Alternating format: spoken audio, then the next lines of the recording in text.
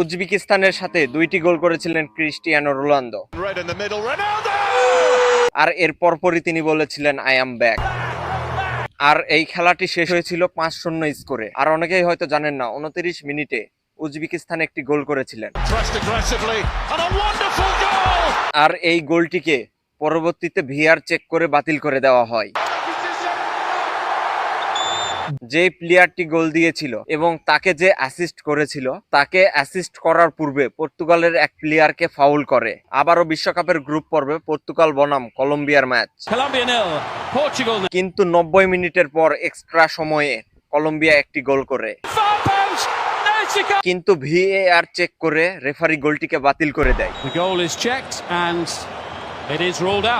VAR এ গোল করা প্লেয়ারের offside ধরা পড়ে। কিন্তু কিভাবে অফসাইড হয় জানেন? জাস্ট পায়ের সামনে বৃদ্ধা আঙ্গুল, এই বৃদ্ধা আঙ্গুলটা একটু আগে ছিল। ঠিক এই কারণে অফসাইড হিসেবে গোলটিকে বাতিল করা হয়। Heartbreaking moment for Colombia. এই গোলটি বাতিল না হলে পর্তুগাল হেরে যেত আর তাদের খেলা পড়তো ইংল্যান্ডের সাথে। আবার এর পরের খেলা হয় ক্রোয়েশিয়ার সাথে। খেলার ৯০ মিনিট পার হবার পরে একদম এক্সট্রা টাইমে শেষ মিনিটে গোল দিয়েছিল ক্রোয়েশিয়া। কিন্তু এবার গোলটিকে ব্লুটুথ অফসাইড হিসেবে গণ্য করা হয়। খালি চোখে দেখা না যাওয়ায় আল্ট্রাইজ টেকনোলজির মাধ্যমে নিশ্চিত করা হয় এটি অফসাইড হয়েছিল। ভিএআর চেকে টেকনোলজির মাধ্যমে সেই দেখা যায় আল্ট্রাইজ সাউন্ড। হেরে যায় ক্রোয়েশিয়া, বাদ পড়ে যায় বিশ্বকাপ থেকে।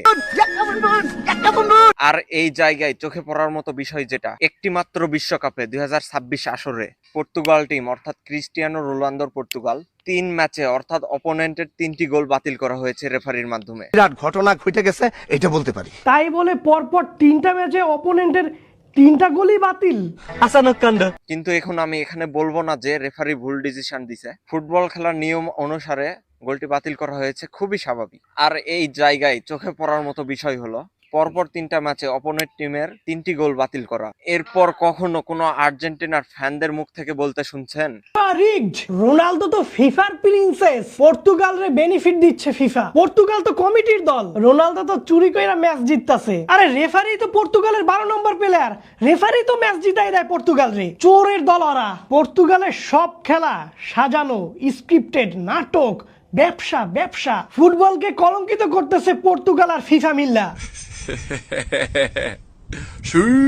না রে ভাই, আর্জেন্টিনার ফ্যান এই ঘটনাগুলো নিয়ে ফেসবুকে একটা ওয়ার্ডও লেখে নাই। কিন্তু এখানে আর্জেন্টিনাকে যখন একটা অথেন্টিক ফাউল করা হয়, সেই ফাউলের জন্য যখন একটা গোল বাতিল করা হয় মিশরের, তখনই পর্তুজিল ফ্যানরা তাদের অকাদে